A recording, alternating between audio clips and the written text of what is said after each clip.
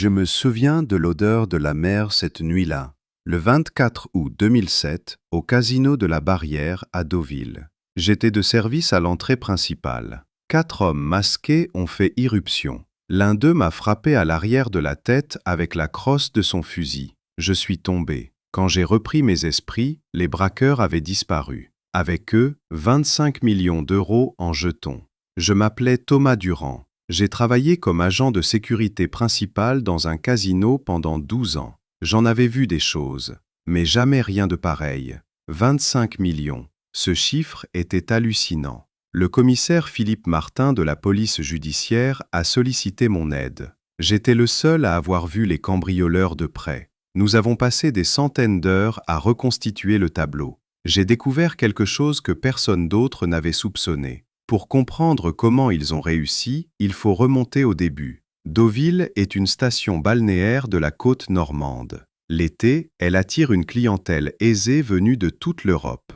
Le casino Barrière, immense bâtiment art déco orné de lustres en cristal, de colonnes de marbre et de velours rouge, est le cœur battant de la ville. Le week-end, les salles sont bondées. Les jetons s'entrechoquent, les roulettes tournent, l'argent coule à flot. J'ai commencé à travailler en 1995, juste après l'armée. Je me suis marié, j'ai acheté une maison. Je connaissais le casino comme ma poche. Chaque cellule, chaque sortie. Braquer cet endroit semblait impossible. Des caméras étaient partout. Les gardes étaient armés. La police était à 5 minutes. Le coffre-fort était une forteresse. Mais les braqueurs n'avaient aucune intention de l'ouvrir. Le 24 août était un vendredi soir comme les autres. 300 personnes se trouvaient dans les halls. Des millions tournaient aux tables de jeu. J'étais de service à l'entrée principale avec mon collègue, Jacques Leroy. Nous discutions de football. J'ai aperçu une camionnette blanche par la fenêtre. Je l'ai garée de l'autre côté de la rue. Rien de suspect. Il était environ 11 heures. En pleine saison. 4 hommes en noir, masqués, sortirent d'une camionnette. Ils étaient armés de mitraillettes. L'un d'eux tira en l'air. Un grondement. Des cris, la panique. J'ai tendu la main vers la radio. L'homme grand au masque de clown m'a frappé avec la crosse de son fusil. Une douleur fulgurante m'a transpercé le crâne. Je suis tombé. Jacques a été jeté à côté de moi et ligoté avec des colliers de serrage en plastique. Je suis revenu à moi une dizaine de minutes plus tard. Les voleurs étaient partis. C'était le chaos. L'administrateur Daniel Morel était blanc comme un linge. Il ne restait presque plus rien. Les voleurs avaient tout emporté. 25 millions. La totalité du butin de la soirée. J'avais un mal de tête terrible. Jacques m'a aidé à me relever. La police est arrivée 7 minutes plus tard. Trop tard. La camionnette a été retrouvée abandonnée dans les bois. Rien à l'intérieur. Aucune trace. Des professionnels. Le commissaire Philippe Martin est arrivé le matin. Grand, mince, la cinquantaine. Il était responsable de l'unité à haut risque de Caen. Il est arrivé avec une équipe. Il m'a interrogé en premier. Je lui ai tout raconté. La camionnette, 4 personnes, des masques, des kalachnikovs, le grand homme au masque de clown, un accent marseillais. Martin écoutait en prenant des notes. « Thomas, tu es la seule à avoir vu ça de près. On a besoin d'aide. » J'acquiesçais. Je me sentais coupable. J'étais de service. Je devais protéger. J'ai échoué. J'ai passé les jours suivants au commissariat de Cannes à visionner les images de vidéosurveillance. Martin avait rassemblé une quantité impressionnante d'éléments. Son équipe travaillait sans relâche. L'inspecteur Laurent Dubois coordonnait les interrogatoires des témoins. Le scientifique Olivier Bernard examinait les preuves. 2 autres inspecteurs vérifiaient les alibis des employés du casino. Les caméras ont tout filmé, de l'apparition de la camionnette blanche à la fuite des braqueurs. Mais cela n'a servi à rien. Leurs visages étaient masqués. Ils portaient des vêtements ordinaires, jeans noirs, vestes, gants. On peut acheter des kalachnikovs au marché noir pour 1 000 euros. La camionnette avait été volée, son propriétaire ne s'est aperçu de sa disparition que le lendemain matin. J'ai visionné la vidéo en boucle. Je l'ai ralentie. Je l'ai mise sur pause. J'ai cherché le moindre détail. Un signe distinctif, un tatouage, une cicatrice, leur démarche, n'importe quoi. Et puis il remarqua quelque chose d'étrange. Les braqueurs agissaient avec une assurance excessive, un professionnalisme déconcertant. Ils savaient précisément où se trouvaient les caméras. Ils évitaient les angles de vue directs. 2 d'entre eux se dirigèrent aussitôt vers les tables aux mises les plus élevées, comme s'ils savaient déjà où était l'argent. Le 3e bloqua la porte de l'arrière-salle, d'où des renforts pouvaient se précipiter. Le 4e contrôlait la sortie principale et les clients. Le tout dura exactement 4 minutes. Pas une seule seconde de perdue. Pas un seul mouvement superflu. J'en ai parlé à Martin. Je lui ai montré les enregistrements. Je lui ai expliqué mes observations. Il a écouté attentivement, en hochant la tête. Puis il a dit « C'est exact, Thomas. Ils avaient des informations précises de l'intérieur. Un plan du bâtiment. L'emplacement des caméras. L'horaire des gardes. Quelqu'un de leur côté les a aidés. » Ces mots m'ont frappé comme un coup de marteau. Traître. Un employé du casino nous a trahis. Il a donné aux voleurs toutes les informations dont ils avaient besoin. Pour de l'argent. Pour 30 pièces d'argent. Martin entreprit de contrôler méthodiquement tout le monde. Agents de sécurité, croupiers, administrateurs, agents d'entretien, barman, serveurs. Quiconque avait accès au bureau. Les interrogatoires durèrent des semaines. Martin était patient et méticuleux. Il posait des questions sur chaque détail. Sur la situation financière, sur les dettes, sur les connaissances étranges. Ils ont aussi fait des recherches sur moi.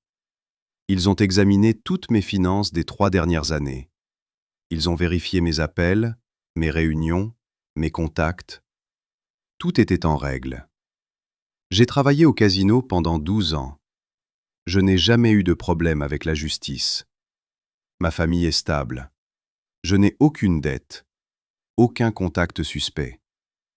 Jacques Leroy a lui aussi fait l'objet d'une vérification approfondie. Le résultat fut le même, irréprochable.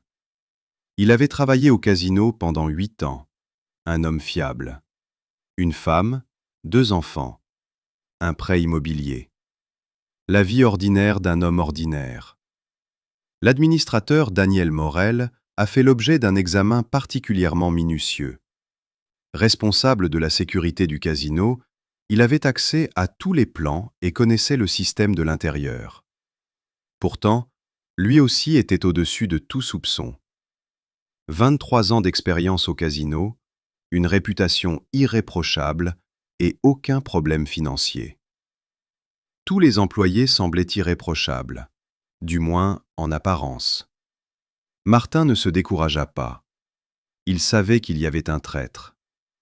Il lui fallait simplement creuser davantage. Entre-temps, Olivier Bernard, expert en criminalistique, a découvert un élément de preuve crucial. Un minuscule fragment de tissu, un morceau de gant, a été retrouvé sur le sol du couloir. L'analyse des fibres a révélé qu'il s'agissait d'un matériau coûteux et professionnel. Des fils de Kevlar, une protection renforcée des articulations. Ces gants sont utilisés par les militaires et les services de renseignement. Ils coûtent plusieurs centaines d'euros la paire. Ce n'étaient pas des voyous amateurs, c'étaient des professionnels. Peut-être d'anciens militaires ou policiers. Des gens entraînés, expérimentés et disciplinés. Martin a contacté des collègues dans d'autres régions et a lancé des enquêtes dans toute la France. Y avait-il des affaires similaires non résolues? Au bout d'une semaine, les réponses ont commencé à arriver. Il s'avère que des vols similaires se sont déjà produits. Il y a 3 ans, dans un casino de Nice, 5 hommes masqués ont fait irruption un soir et ont dérobé 18 millions d'euros en jetons. Ils ont disparu en 5 minutes, sans laisser de traces. L'affaire reste non résolue. Il y a 5 ans, une bijouterie à Cannes. 4 braqueurs, masqués, armés de mitraillettes. Ils ont dérobé 12 millions d'euros de bijoux, en 4 minutes.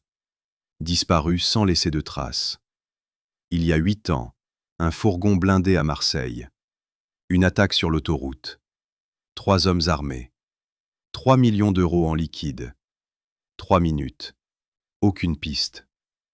La signature était la même à chaque fois. Rapide, professionnel, précis. Aucune trace, aucune erreur. Les voleurs semblaient disparaître après chaque coup. J'ai étudié les documents relatifs à ces affaires. J'ai cherché les points communs. J'ai essayé de comprendre leur mode opératoire, où ils se cachent, comment ils écoulent le butin. Martin pensait qu'il pouvait s'agir du même gang, ou de plusieurs gangs utilisant la même méthode. Tactique militaire, planification précise, exécution rapide et retraite immédiate. Mais un problème se posait. Comment ont-ils pu échanger les jetons du casino? À Nice, 18 millions d'euros de jetons ont été volés. À Deauville, 25 millions. Les jetons sont protégés. Ils sont munis de micropuces avec des numéros uniques.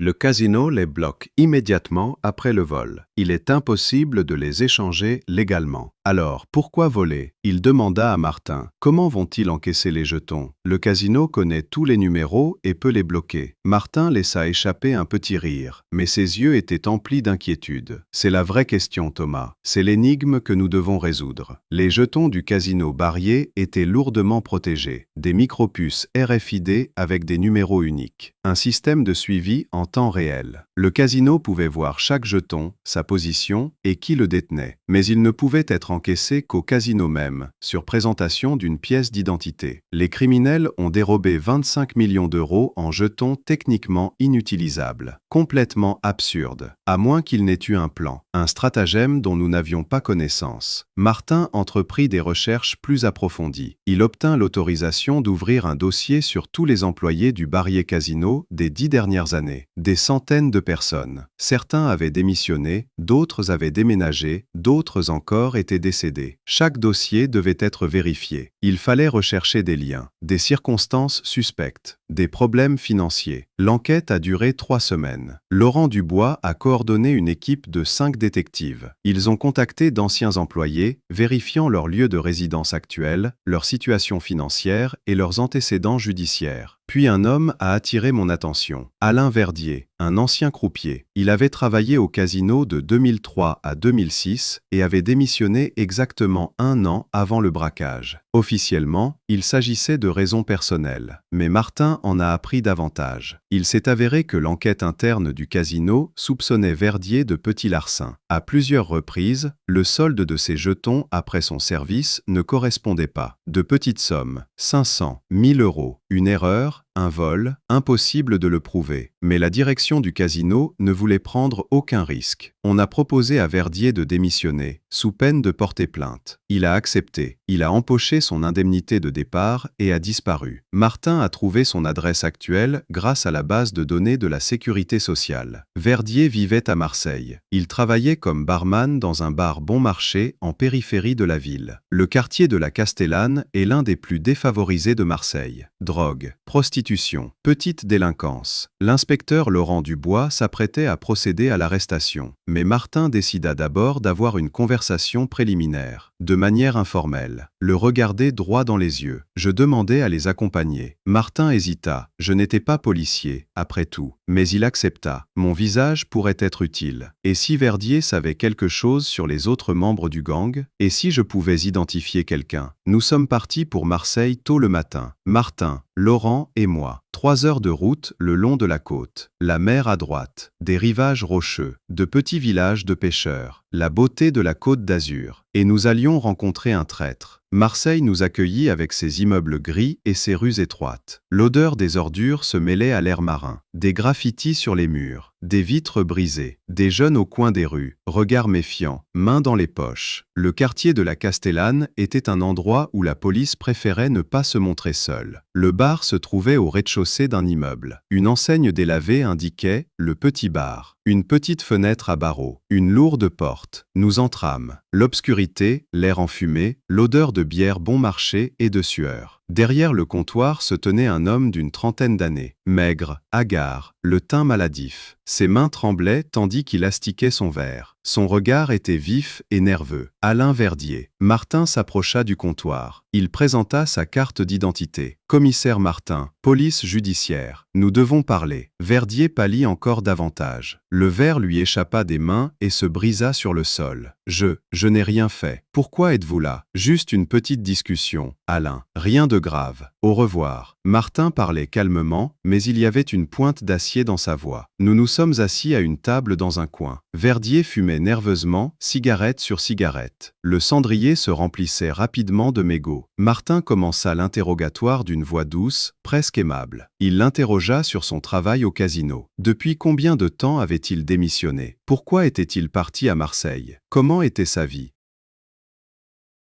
Verdier répondit par monosyllabes, d'une voix hésitante. Oui, il avait été croupier pendant 3 ans. Oui, il avait eu des problèmes avec la direction. Non, il n'avait pas volé. Il avait été calomnié. Il avait décidé de refaire sa vie dans une autre ville. Martin hocha la tête en prenant des notes dans son carnet. Je restais assise en silence, observant la scène. Verdier ne me regardait pas dans les yeux. Il évitait tout contact visuel. Il devenait de plus en plus nerveux. Puis Martin changea soudainement de ton. Il demanda sèchement « Où étiez-vous le 24 août 2007 ?» Verdier sursauta sur sa chaise. La cigarette lui échappa des doigts. « Quoi ? J'étais là, au bar, je travaillais. Des témoins peuvent-ils confirmer ? Oui, le barman, les clients. J'ai travaillé toute la soirée. Jusqu'à quelle heure ? Jusqu'à la fermeture, jusqu'à 2 heures du matin. Es-tu sûr ? Absolument. Martin l'a noté. Nous sommes partis. Sur le chemin du retour, j'ai demandé « Est-ce qu'il ment ?» Je ne sais pas, répondit Martin. Mais il cache quelque chose, c'est certain. Tu as vu comme il était nerveux ? Ce n'est pas seulement la peur de la police, c'est la peur de quelque chose de plus grave. Laurent Dubois revint à Marseille 2 jours plus tard.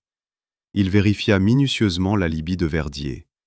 Il interrogea le propriétaire du bar, un homme corpulent nommé Antoine, qui confirma que Verdier avait travaillé cette nuit-là, de 18h à 2h du matin, sans interruption. Nous avons interrogé les habitués du bar. 3 d'entre eux ont confirmé avoir vu Verdier derrière le comptoir. Il avait servi de la bière et du whisky toute la soirée. Il n'est jamais parti. Un alibi en béton. Mais Martin n'y croyait toujours pas. Son intuition d'enquêteur. 30 ans d'expérience. Il sentait que Verdier était lié au vol, d'une manière ou d'une autre. Martin a demandé à Olivier Bernard de vérifier la situation financière de Verdier pour l'année écoulée. Compte bancaire, virements, dépenses, dettes. Une semaine plus tard, nous avons reçu les résultats. Et voici la preuve. 1 mois avant le vol, le 23 juillet 2007, un virement de 20 000 € est arrivé sur le compte bancaire d'Alain Verdier. L'expéditeur était une société anonyme immatriculée au Luxembourg. Dirigeant prête-nom.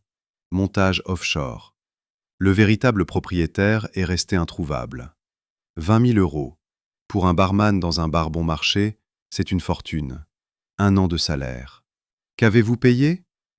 Martin a de nouveau convoqué Verdier. Cette fois officiellement. Au commissariat de police judiciaire de Cannes. Une convocation. Comparution obligatoire. Verdier arriva accompagné d'un avocat, un jeune homme en costume bon marché, manifestement commis d'office. Pâle et tremblant, les yeux rouges, il n'avait pas fermé l'œil de la nuit. Ou alors, il avait pris quelque chose de fort.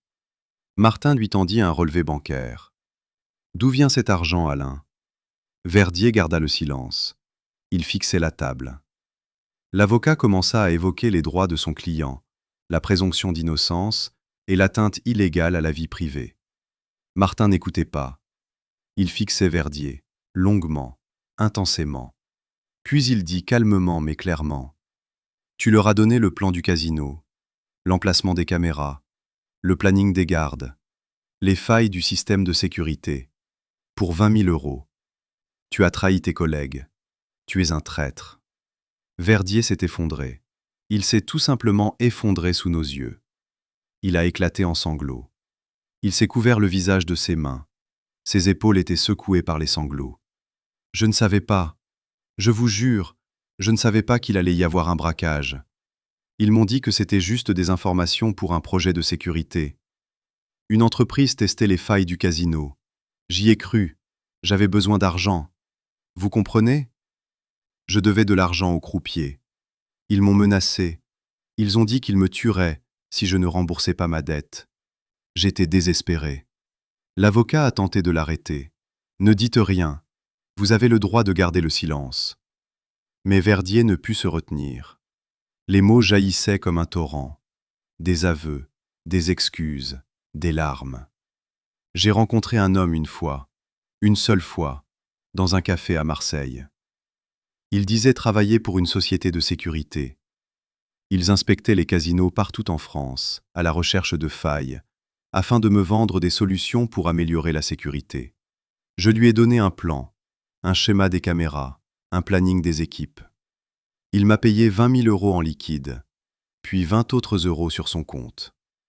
J'ai remboursé mes dettes, c'est tout. Je ne l'ai jamais revu. Je n'étais au courant du braquage, je le jure. Martin écouta, il prit des notes. Lorsque Verdier se tut, il demanda « À quoi ressemblait cet homme ?» Verdier avait du mal à se souvenir. La réunion avait eu lieu il y a 3 mois. Il était sous l'emprise de stupéfiants à ce moment-là. Ses souvenirs étaient flous. Grand, athlétique. La quarantaine, peut-être un peu moins. Cheveux bruns, coupés courts, cicatrice sur la joue gauche, petite mais visible. Il parlait avec un accent du sud, marseillais. Vêtu simplement, jean, veste en cuir, mais de marque. Il portait une Rolex. Voiture, BMW noire. Il se faisait appeler Marc. Il n'a pas donné son nom de famille. J'ai tressailli à l'évocation d'un accent marseillais. Je me suis souvenu de l'homme qui m'avait frappé avec la crosse de son fusil. Lui aussi avait un accent du Sud. Était-ce le même homme? Martin a dressé un portrait robot. Il l'a diffusé à tous les services. 2 jours plus tard, une réponse de Marseille. Correspondance. Marc-Antoine Ricci, 38 ans. Condamné pour vol à main armée, il a purgé 5 ans de prison. Libéré en 2005. Puis disparu. Dernière adresse connue, Marseille, quartier Nord Notre-Dame. Martin organisa l'opération. 10 détectives, gilets pare-balles, armes.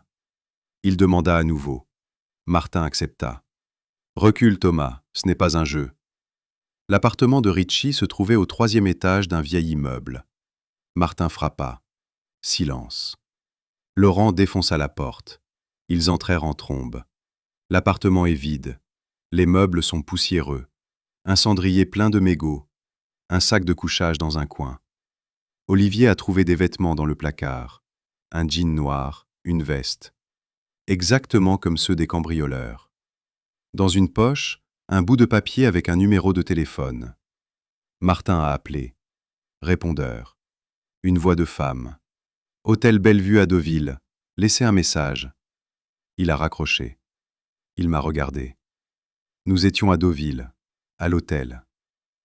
Ils revinrent le soir même. L'hôtel Bellevue est un petit hôtel du centre-ville.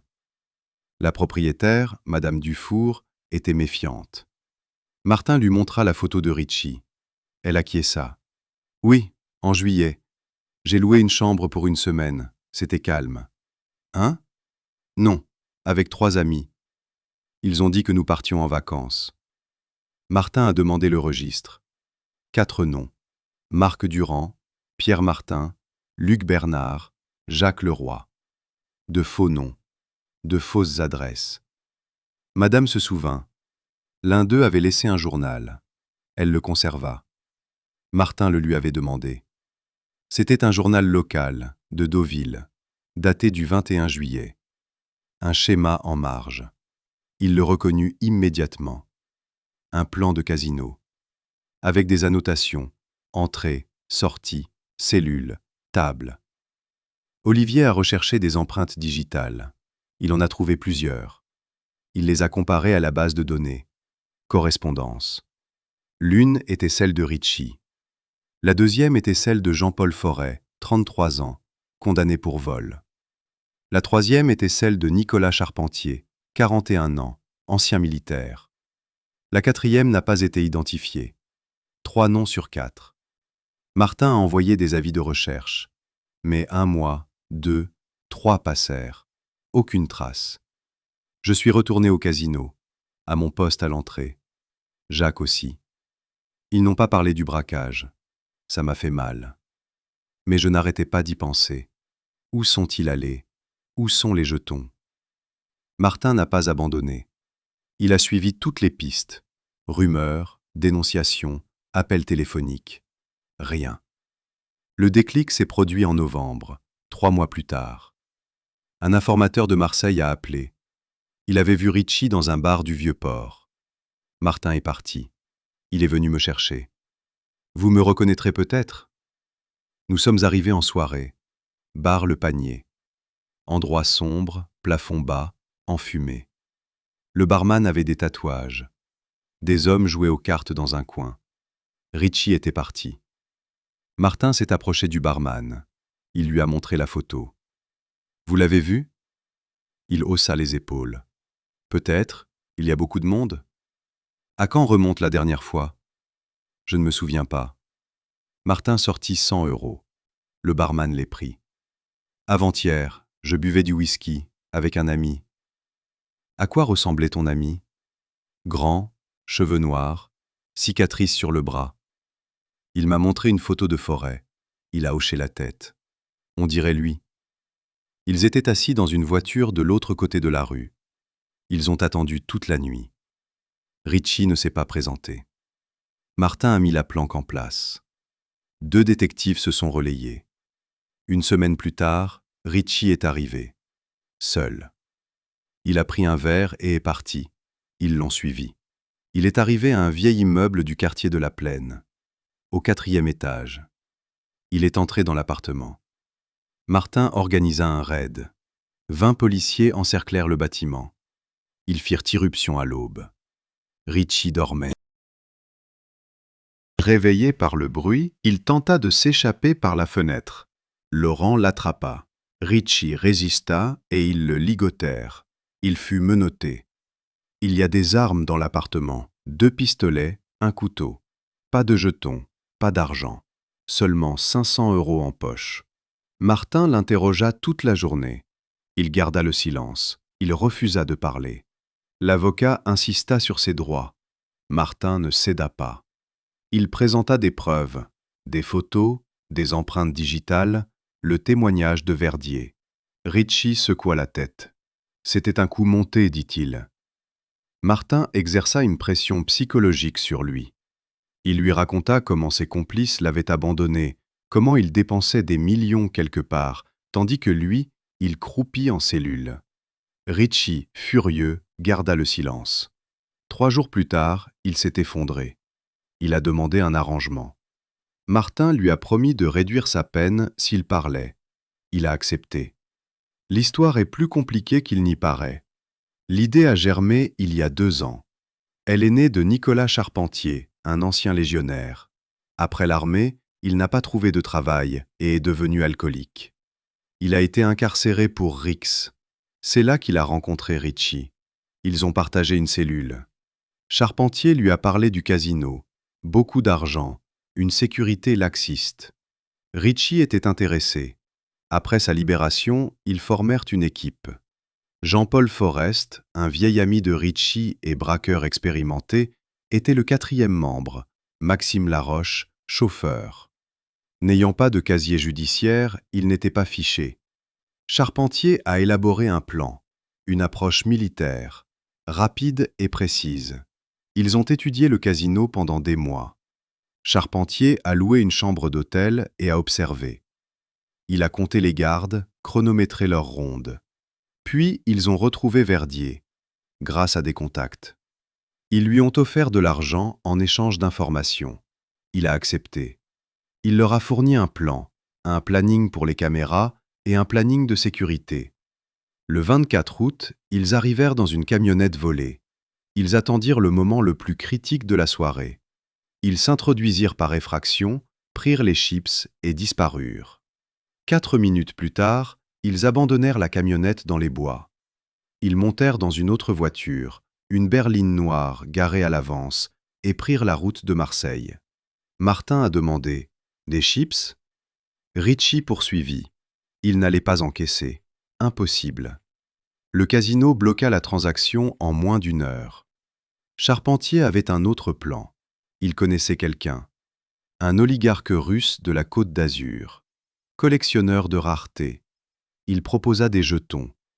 Pas à leur valeur nominale. Comme une rareté. 25 millions de jetons contre 2 millions en espèces. L'oligarque accepta.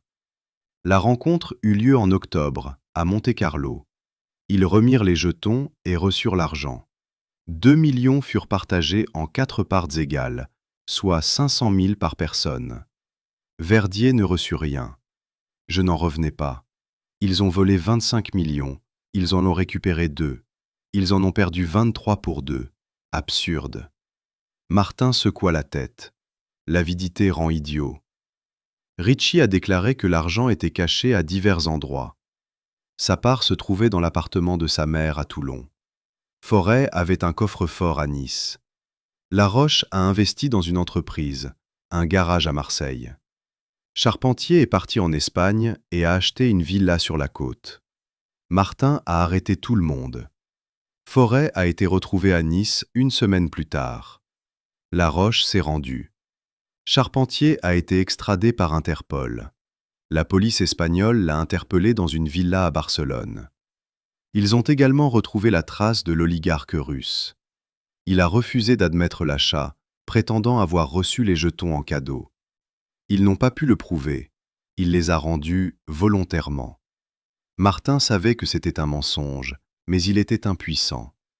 L'oligarque avait des relations et bénéficiait d'une impunité totale. Ils l'ont laissé tranquille. Le procès a eu lieu en mars 2008. Tous étaient accusés de vol à main armée. Verdier a été condamné à 3 ans de probation. Richie, Forêt et Laroche ont écopé de 12 ans chacun. Charpentier, considéré comme le cerveau de l'opération, a été condamné à 15 ans. L'argent a été partiellement restitué. 500 000 livres sterling se trouvaient dans l'appartement de la mère de Richie, 300 dans le coffre-fort de Forêt et 150 au garage. Le reste a disparu. Charpentier l'a dépensé en villas et en luxe. On ne l'a jamais revu. Le casino a rendu les jetons, mais sa réputation en a souffert. Les visiteurs avaient peur. Le nombre de touristes a chuté. La direction a renforcé la sécurité, installé de nouvelles caméras et embauché du personnel supplémentaire. Je suis resté. J'ai obtenu une promotion. J'ai été nommé chef de la sécurité. Ironie du sort. Martin a reçu une distinction. Il a été promu commissaire en chef. Nous sommes restés amis. Nous nous appelons parfois. Prenons un café. Nous nous souvenons de cette soirée. Je repense souvent à ce braquage. 4 personnes ont mis au point un plan insensé. Ils ont volé 25 millions et n'ont récupéré qu'une misère. Ils ont perdu leur liberté, leur avenir, leur vie. Pourquoi? Pour l'argent qu'ils n'ont jamais pu dépenser. Je me souviens de Richie au procès. Il a baissé les yeux quand le verdict est tombé. 12 ans. Il sera libre en 2020. Il aura 50 ans. Sa vie gâchée. Pour 2 millions qu'il n'a jamais dépensés. J'ai aperçu Forrest dans le couloir. Il pleurait. Sa femme l'avait quitté en emmenant les enfants. Il avait tout perdu. 12 ans pour 300 000. Pas l'idéal. Laroche garda son calme. Il affirma n'avoir aucun regret. Mais son regard le trahissait. Charpentier ne s'est même pas excusé. Il est resté droit, à regarder le juge droit dans les yeux. Il a simplement dit « Je suis un soldat. Je faisais mon devoir. » 15 ans sans la moindre émotion. Verdier a été libéré. Une peine avec sursis, mais brisé. Un toxicomane, sans emploi, sans avenir. Un traître. L'oligarque a disparu des radars. Aperçu pour la dernière fois à Monaco. Villa, yacht, voiture. Il conserve ses jetons comme un souvenir. 25 millions sous cadre. Un rappel de la facilité avec laquelle on peut tout acheter. Retour à la vie normale. Travail, famille, maison. Mais cette nuit me hante. Je me réveille en sueur. Je vois un masque de clown. J'entends un fracas. Je ressens un coup. Le psychologue a diagnostiqué un syndrome de stress post-traumatique. Ça passera. 15 ans ont passé. Rien n'y fait. Jacques a démissionné au bout d'1 an. Il n'en pouvait plus. Il est parti à Paris. Il a travaillé dans un magasin. On ne se parle plus. Trop de souvenirs. Daniel Morel est parti lui aussi. Accusé de négligence en matière de sécurité, il a démissionné et ouvert un restaurant à Rouen. Il tente d'oublier. Madame Dufour ferma l'hôtel. Elle ne pouvait plus regarder ses clients sans se méfier. Elle alla vivre chez sa fille à Lille. Le casino est ouvert. Les touristes viennent jouer. Personne ne se souvient. Pour eux, c'est un bel édifice. Pour moi, c'est un lieu où j'ai perdu une partie de moi-même. Je vais souvent sur la digue. Je me tiens au bord de la mer. Je pense à tout ce qui aurait pu se passer. Si seulement j'avais été plus attentive. J'avais aperçu la camionnette plus tôt. J'avais réussi à donner l'alerte. Mais ce n'est qu'une illusion. Martin a dit, ce n'est pas la faute de Thomas. Ce sont des professionnels. Ils n'y pouvaient rien. Ma raison le comprend. Mon cœur, lui, refuse de l'accepter. Je me souviens des paroles de Richie pendant l'interrogatoire. Il a dit, on pensait que c'était de l'argent facile. 4 minutes et on serait riche. Mais on n'a pas pensé aux conséquences. Qu'il nous traquerait, qu'on devrait se cacher, qu'on perdrait tout. Martin a demandé, le regrettez-vous? Richie marqua une pause. Tous les jours. Ce qu'il y avait de plus honnête chez lui. Je crois avoir tiré une leçon de cette affaire. L'avidité détruit des vies. L'argent ne vaut pas la liberté. Le crime ne paie pas. Charpentier a passé 2 ans à préparer son plan. Il a monté une équipe.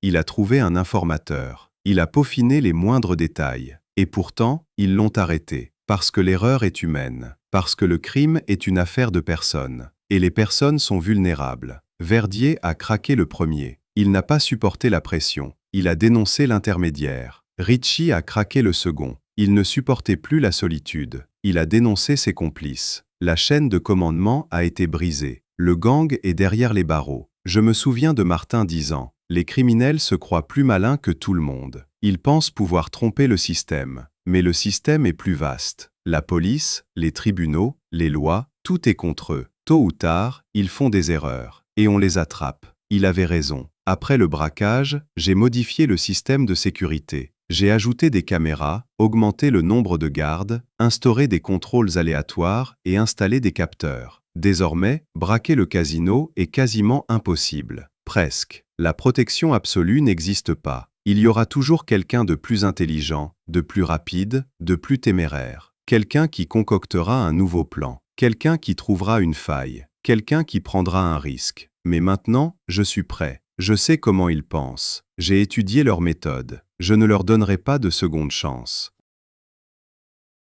Chaque année, le 24 août, je viens au casino. Je me tiens à l'entrée. Je me souviens, la camionnette, les masques, les injections, la douleur, les cris. Je me souviens du visage de Richie menotté. Il s'est retourné et a regardé. Il y avait du vide dans ses yeux. Un homme qui avait tout perdu. Je me souviens des mots de Charpentier. Je suis un soldat. J'accomplissais une mission. Quelle mission? Voler de l'argent? Ruiner des vies? Aller en prison pendant 15 ans? Ce n'est pas une mission, c'est de la folie. Je me souviens des larmes de Forrest, un homme de 40 ans qui pleurait comme un enfant. Il avait perdu sa famille, ses enfants, son avenir, pour 300 000 qui n'ont servi à rien. Je me souviens du calme de Laroche. Il a accepté le verdict. Il n'a pas cherché d'excuses. Il a simplement hoché la tête et est parti, avec dignité. Je me souviens de la trahison de Verdier. Il a vendu le casino, les gens, moi, pour 20 000, le prix de sa conscience. Et je me souviens de moi, allongé sur le sol, avec une douleur à l'arrière de la tête, impuissant, ayant échoué dans mon travail. Ce souvenir est gravé à jamais. Il ne s'estompe pas. Il ne disparaît pas. Il reste vif. Martin dit qu'il ne devrait pas s'en vouloir. Il a fait tout son possible. Sans moi, les criminels n'auraient pas été arrêtés. Son aide a été précieuse. Merci pour vos paroles. Mais elles ne guérissent pas. Je continue à travailler. Tous les jours au casino. Je vérifie les caméras. Je fais des rondes. Je parle aux agents de sécurité. Je leur apprends à être vigilants. Je leur raconte ce qui s'est passé cette nuit-là, pour qu'ils ne reproduisent pas les mêmes erreurs. Certains écoutent attentivement, ils hochent la tête, ils se souviennent. D'autres pensent que ce n'est qu'une histoire d'horreur, que cela ne se reproduira plus, qu'ils sont plus intelligents, plus rapides que moi. Je ne discute pas, l'avenir nous le dira, mais je connais la vérité. Le crime ne disparaît pas, les braqueurs ne s'éteignent pas. Il y a toujours un nouveau Charpentier, un nouveau Ritchie, une nouvelle personne prête à tout risquer pour de l'argent. Martin est à la retraite depuis 5 ans. Il vit à Caen. Il a une maison avec un jardin. Il cultive des roses. Il écrit ses mémoires sur sa carrière. Il m'appelle parfois. Nous nous voyons, buvons du vin et évoquons le bon vieux temps. Il affirme que l'affaire du casino est l'une des plus intéressantes de sa carrière. Pas la plus complexe, certes, mais la plus révélatrice, car elle a montré comment la cupidité aveugle les gens, comment ils perdent tout pour l'illusion de la richesse. Je suis entièrement d'accord. Ritchie sera libéré l'année prochaine. Il a purgé 12 ans de prison. J'ai entendu dire qu'il est un détenu modèle. Il travaille à la bibliothèque de la prison. Il lit des livres. On dit qu'il est repentant. On verra. La prison change les gens. Parfois en bien, parfois en mal. Forrest est mort en prison il y a 3 ans, d'une crise cardiaque. Il n'avait que 49 ans. Sa femme n'est pas venue à ses obsèques. Ses enfants non plus. Il a été enterré au cimetière de la prison. Une tombe anonyme. Personne ne vient le voir. Laroche purge une peine à Nice. Il écrit des lettres à sa mère pour lui demander pardon. Elle ne répond pas. Elle a honte de son fils. Charpentier a été transféré dans une prison à régime spécial après une tentative d'évasion en 2010. Il sera libéré en 2023. S'il est libéré, il ne l'aime pas en prison. Trop fier, trop sûr de lui. Verdier a disparu. Il a été vu pour la dernière fois à Marseille il y a 2 ans. Il mendiait dans la rue. Il était complètement ruiné. Certains disent qu'il est mort d'une overdose. Mais il n'y a aucune confirmation officielle. L'oligarque s'est offert un autre yacht, 150 mètres de long, un équipage de 50 hommes, coût 300 millions d'euros. Des jetons du casino de la Barrière sont accrochés dans son bureau, sous verre, dans un cadre doré, avec une plaque, le casse du siècle, Deauville, 2007, l'orgueil cynique d'un homme riche. Et je suis toujours là, à Deauville, au casino, à mon poste. 15 ans se sont écoulés depuis cette nuit-là. J'ai vieilli, mes cheveux ont blanchi. Ma fille a grandi, s'est mariée et a eu un petit-fils. Je suis devenu grand-père. La vie suit son cours. Mais cette nuit-là me hante. La camionnette blanche, les masques, les kalachnikovs, un coup derrière la tête, la douleur, la honte. Parfois, je me demande, et si j'avais été plus rapide? Et si j'avais réussi à dégainer mon arme? À tirer? À en tuer un? Martin dit que j'y serais mort. Ils étaient armés de mitrailleuses. J'avais un pistolet. Je n'avais aucune chance. Il a peut-être raison, mais j'y pense encore.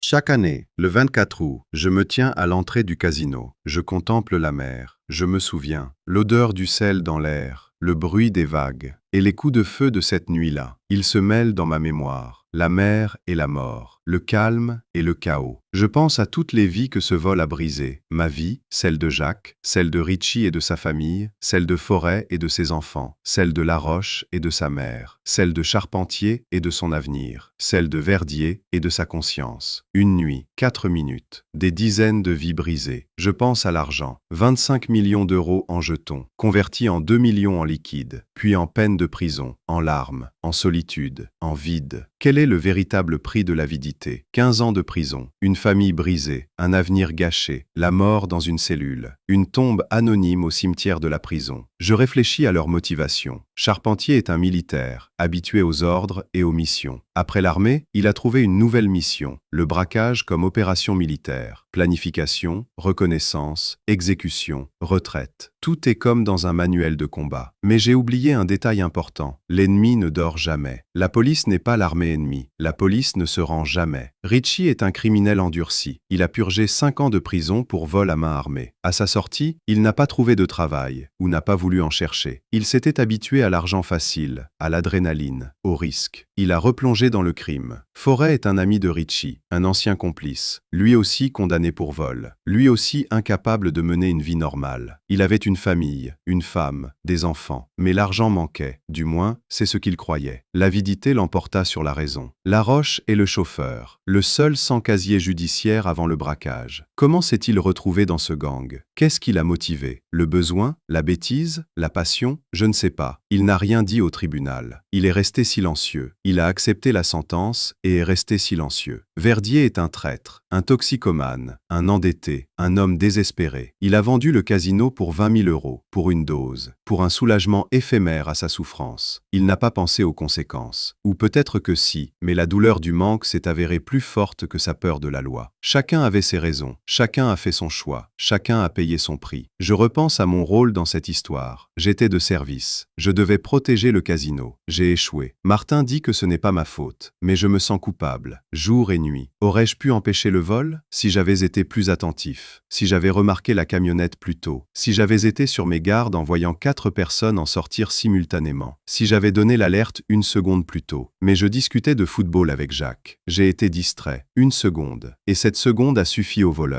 C'étaient des professionnels. Ils avaient planifié l'opération pendant des mois. Ils avaient étudié chaque détail. Ils connaissaient les horaires de travail. Ils connaissaient l'emplacement des caméras. Ils connaissaient les points faibles du système de sécurité. J'étais l'un de ces points faibles, le vigile à l'entrée principale. Il discutait football avec son coéquipier. Il ne s'attendait à aucun problème un vendredi soir comme les autres. Détendu. Ils ont compris. Charpentier était un stratège militaire. Il connaissait la psychologie. Il savait que les gardes se détendent les soirs calmes, quand il n'y a pas de menace visible, quand tout se déroule comme d'habitude. Le 24 août était une soirée comme les autres, jusqu'à ce que, soudain, elle devienne extraordinaire. Le casino est en pleine effervescence. Les roulettes tournent, les cartes se mélangent, les jetons tintent, l'argent change de main, gain et perte, joie et désespoir, exaltation et déception. La vie continue, et je me tiens à l'entrée principale, et je surveille, toujours à l'affût. J'observe chaque personne qui entre, j'évalue, j'analyse, je cherche le moindre signe de danger, car je sais que quelque part, le prochain charpentier pourrait se cacher, le prochain Ritchie, le prochain braqueur, en train de préparer le prochain casse.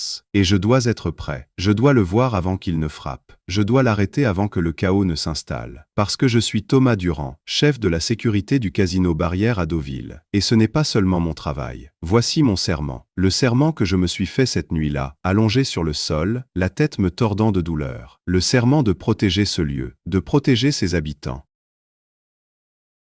De ne plus jamais laisser cela se reproduire.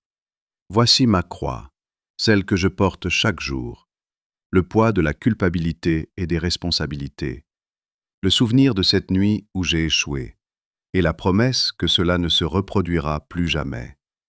25 millions d'euros en jetons, 4 criminels armés, 4 minutes de chaos absolu, une nuit qui a tout changé. Le casino, le système de sécurité, moi. Je me souviens de chaque seconde de cette nuit, de chaque son, les coups de feu, les cris, le bruit des copeaux qui tombent, de chaque odeur, la poudre, la peur, le sang sur ma nuque, de chaque sensation, le sol froid sous ma joue, la douleur lancinante à la tête, l'impuissance. Et je n'oublierai jamais, je n'ai pas le droit d'oublier, parce que cela fait partie de moi, une cicatrice sur mon âme qui ne guérira jamais, un rappel que le monde est dangereux, que le mal est réel et proche, que le prix de l'échec, ce sont des vies humaines et des destins brisés. Parfois, la nuit, quand je n'arrive pas à dormir, je pense à des réalités parallèles. Que se serait-il passé si j'avais été plus attentive cette nuit-là, si j'avais remarqué la camionnette plus tôt, si j'avais réussi à appuyer sur le bouton d'alarme 1 seconde plus vite? Peut-être que rien n'aurait changé. Ils ont quand même pénétré par effraction. Ils ont quand même pris l'argent. Ils se sont enfuis quand même. C'étaient des professionnels, entraînés, armés. Ou peut-être que les choses auraient été différentes. 30 secondes de plus auraient peut-être permis au renfort d'arriver. Les voleurs auraient peut-être battu en retraite, voyant leur plan échouer. Forrest serait peut-être encore en vie. Les enfants n'auraient peut-être pas perdu leur père. Mais ce ne sont que des pensées, des fantasmes. La réalité est simple. Je n'ai pas été assez rapide. J'ai été distrait. J'ai laissé tomber ceux que j'étais censé protéger. Martin dit que je suis trop dur envers moi-même, que je ne peux pas assumer la responsabilité des actes des criminels, qu'ils ont choisi leur voie eux-mêmes et qu'ils en ont payé le prix. Il a peut-être raison. Logiquement, il a certainement raison. Mais les émotions ne se soumettent pas à la logique. La culpabilité ne disparaît pas avec des arguments rationnels. Je continue à travailler. Chaque jour, j'arrive au casino 1 heure avant le début de mon service. Je fais le tour du bâtiment à pied. Je vérifie le périmètre. Je repère tout élément inhabituel. Camionnette stationnée, personne suspecte, signe de menace. Ensuite, je suis entré. J'ai vérifié toutes les caméras. Il y en a maintenant 28 au lieu de 17. Elles couvrent tous les recoins. Aucun angle mort n'a été éliminé. J'ai personnellement choisi l'emplacement des caméras supplémentaires. J'ai tenu compte de ce qui s'était passé lors du braquage. Je vérifie le système d'alarme. Des boutons à chaque poste de sécurité. Une simple pression, et le signal est transmis directement à la police. 3 minutes avant l'arrivée de la patrouille. Plus rapide que cette nuit-là. Je briefe les agents de sécurité tous les matins. Nous passons en revue les procédures. Que faire en cas de menace de vol? Comment évacuer les clients? Comment contacter la police? Comment éviter de se mettre en danger sans pour autant faciliter la tâche aux criminels? Certains gardes lèvent les yeux au ciel. Ils pensent que je suis paranoïaque, trop prudente, que je vois des menaces là où il n'y en a pas. Laissons-les réfléchir. Mieux vaut être paranoïaque et en vie que néglige et mort. Mieux vaut se reconvertir que de commettre un second vol. Le soir, avant la fermeture, je fais une dernière fois le tour du casino. Je vérifie que tout est en ordre, que tous les systèmes fonctionnent et que tous les agents de sécurité sont en poste.